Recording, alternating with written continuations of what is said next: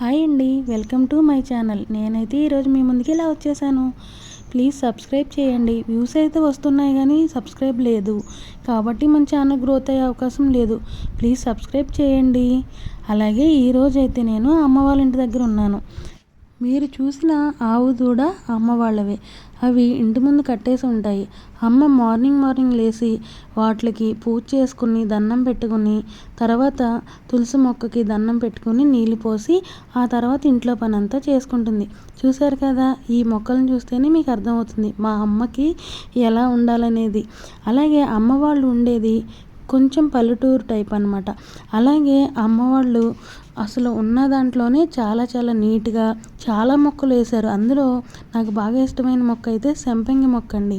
అసలు సంపంగి పూలు ఇప్పుడు మీరు చాలామందికి తెలియదు, తెలిసిన వాళ్ళకి మాత్రం ఆ స్మెల్ అనేది ఎలా ఉంటుందో తెలుస్తుంది. చాలా బాగుంటుంది కదా.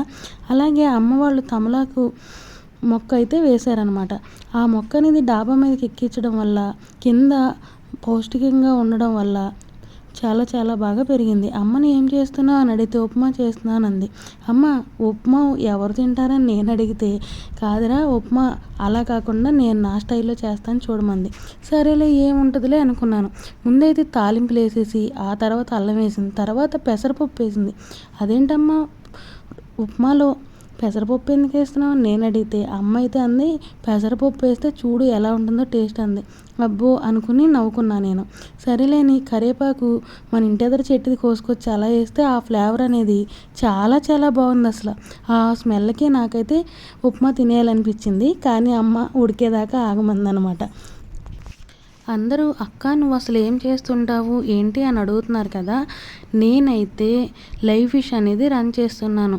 అలాగే మనకి కావాలంటే రొయ్యలు కానీ కొరమైన చేపలు కానీ మీరు ఎక్కడ ఉంటే అక్కడికి మీరు ఆర్డర్ చేసుకుంటే మీకు పంపిస్తానన్నమాట. మీది ఏ ఊరైనా సరే ఎక్కడికైనా సరే.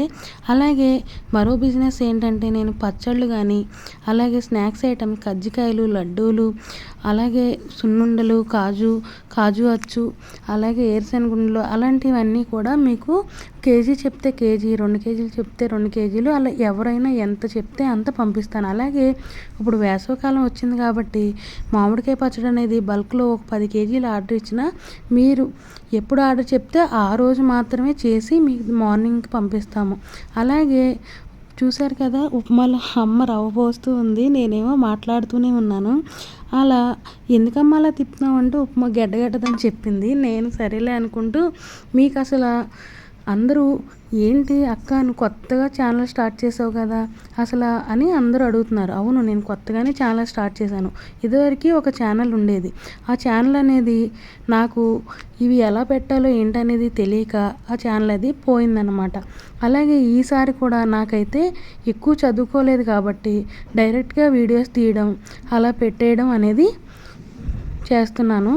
కానీ మీరు సబ్స్క్రైబ్ చేసుకుంటే ఛానల్ అనేది చాలా బాగా నిలబడుతుందని ఈసారి ఎలాగైనా సరే ఛానల్ని జాగ్రత్తగా చూసి చేయాలనే ఆలోచనలో అయితే ఉన్నాను. అలాగే మీరు ఏది పంపించినా సరే ఏదన్నా ఆర్డర్ చెప్తే మాత్రం నేనైతే మీ అందరికీ పంపించేస్తాను. ఒకవేళ ఎక్కడైనా మిస్టేక్గా మాట్లాడి ఉన్నా ఏదన్నా ఇబ్బంది కలిగించే వీడియో ఏదన్నా ఉన్నా నన్ను క్షమించండి.